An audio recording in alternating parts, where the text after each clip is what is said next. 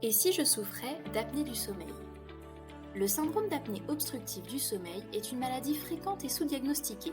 Découvrons les symptômes qui doivent vous alerter si, comme Paul, vous êtes concerné. Les ronflements bruyants et répétés sont les symptômes les plus typiques de l'apnée du sommeil, mais ils ne sont pas les seuls. Voici les différents symptômes que Paul peut ressentir en journée.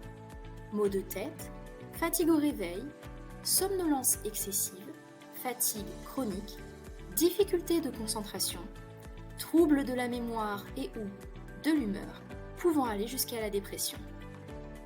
La nuit, ronflement, arrêt respiratoire perçu par l'entourage suivi d'une reprise bruyante de la respiration, envie fréquente d'uriner, sueur nocturne, troubles de la libido. Le risque de développer un syndrome d'apnée obstructive du sommeil est lié à un certain nombre de facteurs. Les trois plus importants sont le genre, l'âge et le surpoids.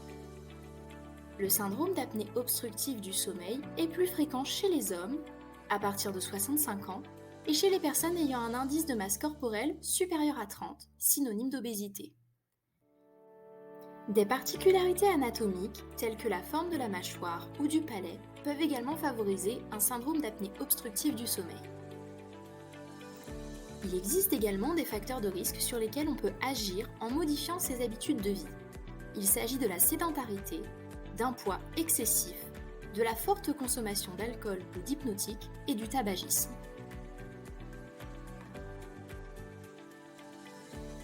Les symptômes peuvent être typiques ou non de l'apnée du sommeil. Ils peuvent être perçus par Paul, mais aussi et surtout par son entourage. Aujourd'hui, c'est souvent le partenaire de vie qui incite son conjoint souffrant d'apnée à consulter.